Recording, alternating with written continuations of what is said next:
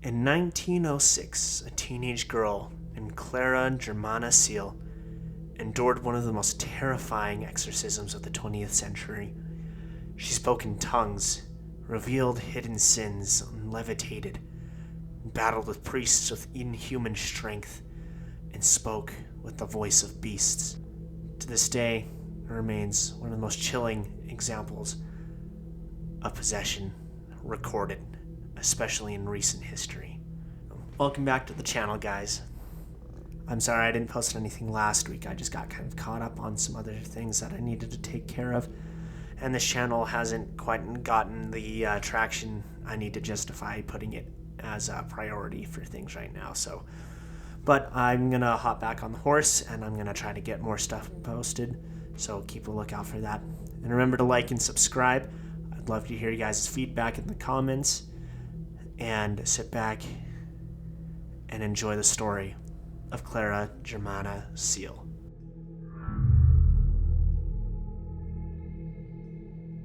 Clara was born in 1890. She was orphaned and brought to St. Michael's Mission, a Catholic school run by German priests and nuns. And this was a time of colonization, when Christianity was spreading rapidly across Africa through missionary schools. These missions were strict, devout, and deeply focused on battling what they saw as the forces of darkness. For Clara, this meant she grew up in an environment that viewed sin and the devil as constant threats. And as fate would have it, Clara herself would soon become the center of that battle. By most accounts, Clara grew up as a normal teenager. She was bright, curious, sometimes rebellious. Reports say that she carried some hidden darkness deep down. One version of the story says that she confessed and said that she prayed to Satan for the possession. Now, whether this was a literal request or a childish act of defiance or intervention by later retellings, it shaped how priests interpreted everything that followed. And not long after that, Clara began to change. Suddenly and rapidly, in ways no one could explain. When she was 16, the Sisters of St. Michael's noticed Clara's mood swings and sudden violent outbursts. She seemed to recoil from anything holy.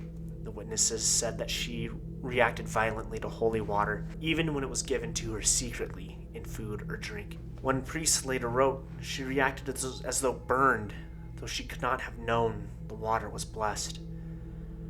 Her voice changed, becoming guttural and inhuman. Nuns said that she would fall into trances, eyes rolling back, muttering in strange languages such as French and Polish, languages that she never studied, never understood. She even seemed to have an understanding of Latin, though she never studied that thoroughly. One of the fathers that exorcised her said she understood questions in tongues foreign to her and replied with accuracy.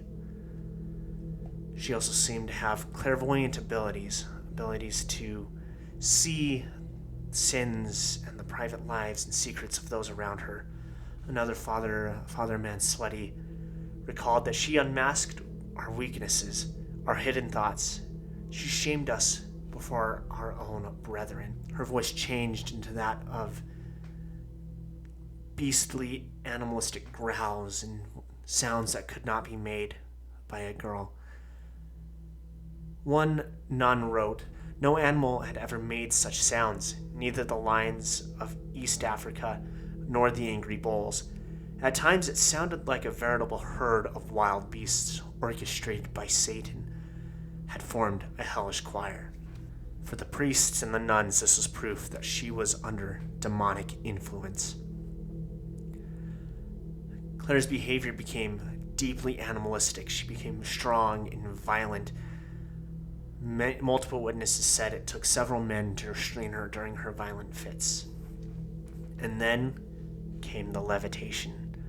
Nuns swore they saw her rise nearly 5 feet into the air on multiple occasions. suspended above her bed before crashing down. Another claim said that she clung to the doorway, her body lifted unnaturally as if the gravity had abandoned her. One nun later wrote, "She floated above her bed. We dared not touch her. She hung in the air as if death had come for her." The mission could no longer ignore what they believed was happening.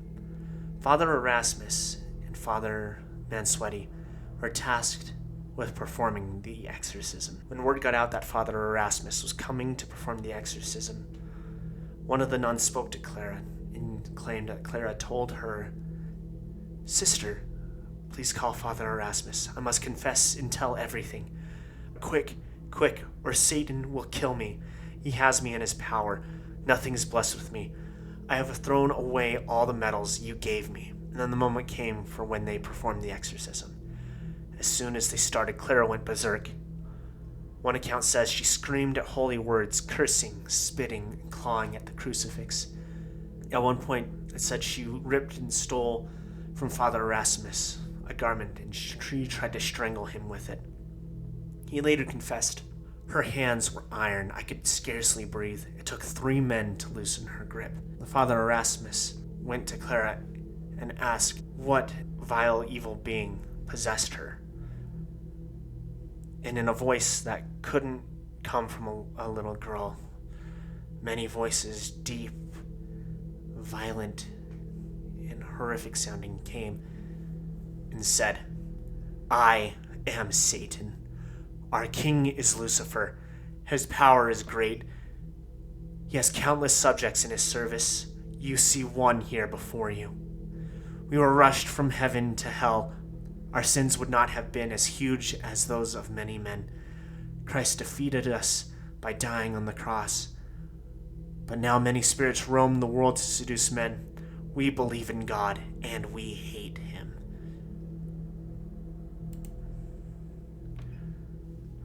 The exorcism lasted for 2 days. Clara alternated between those guttural blasphemies and also heartbreaking cries for help in her own voice, saying things like, "Please, deliver me," she begged before the demonic voice returned to snarls of threats.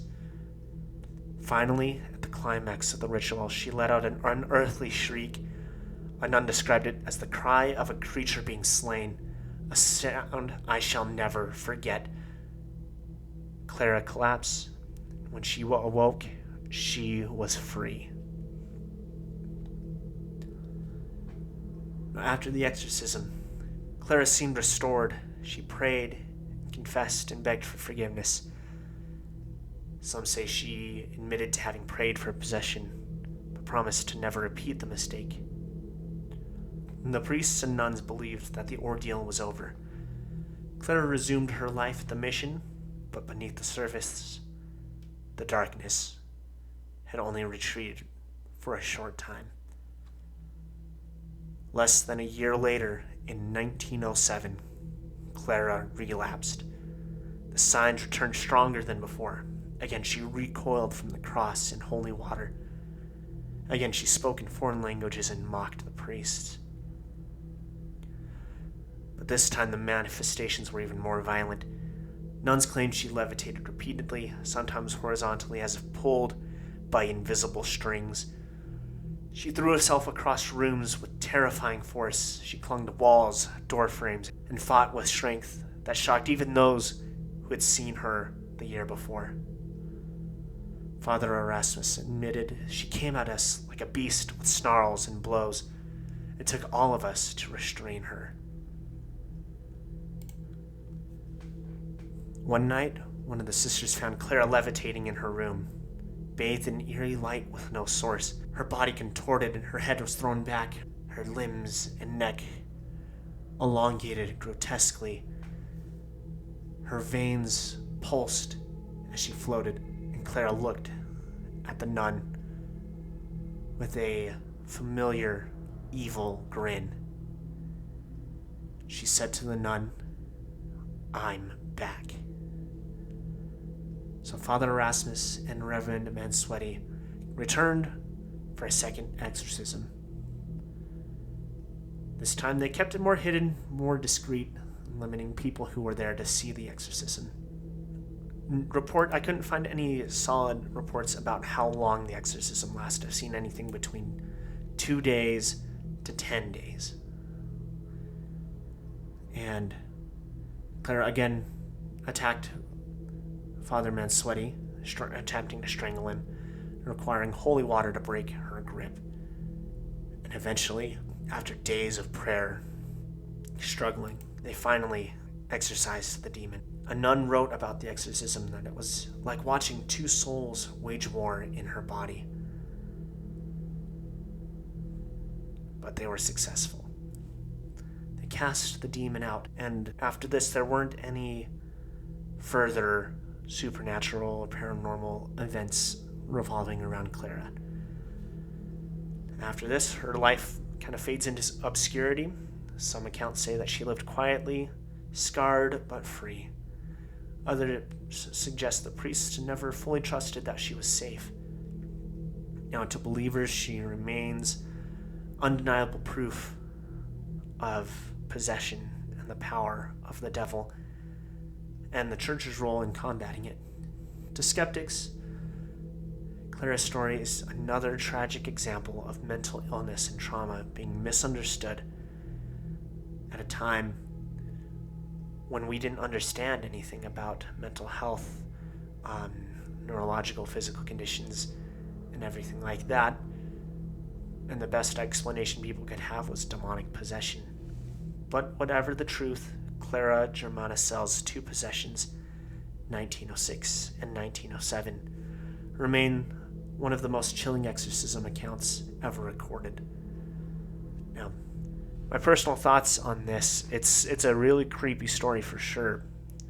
And it's fairly recent. It's not like one of the numerous possession stories that happened hundreds of years ago in medieval and Renaissance periods, like the Loudun nunnery that I had covered a few weeks ago. This was something fairly recently. This was done at a time where they had cameras. They like technology was starting to come. It was less than 150 years ago. They had like a time that science was really starting to take off, and we were starting to understand things more.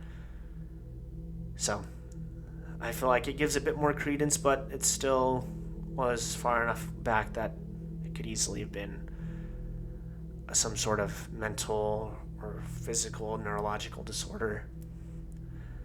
And I feel very strongly that most possession stories are misidentifications of those things, and it's tragic that those people don't get the help that they need.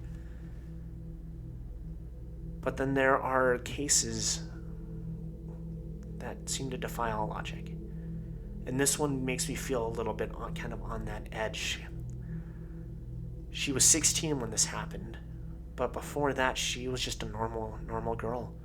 She didn't have anything particular that was wrong with her. She grew up like a normal girl. She was never noticed that she had any sort of pre-existing conditions.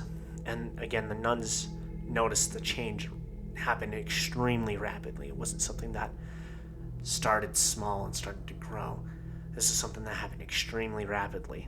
And then as soon as the exorcisms were over, she went back to normal, and her life kind of faded into obscurity, which, I don't know, to me lends credence to this not being some sort of mental health thing. But yeah, that's my thoughts on it. This story in particular gave me a lot of chills. I was reading it, and I was like, that's pretty crazy. So anyway, what do you guys believe? Was Clara a victim of genuine demonic possession, twice dragged into darkness by a force beyond our world? Was she a young girl suffering in many ways no one around her could understand, and she turned her pain into a legend of faith and fear? And whatever the answer, the story has survived more than a century, whispered in missionary records and retold in countless books of the strange and supernatural. And one thing is certain, Clara's ordeal has secured her a place among the most infamous cases of possession in history. Now, again, leave me your thoughts in the comments. I'd love to hear what you guys have to say about this. And subscribe, share with your friends. I've got plenty more of these legends and ghost stories. The world's full of these things. I love diving into these, so I know what you guys think. And as always, stay spooky, friends.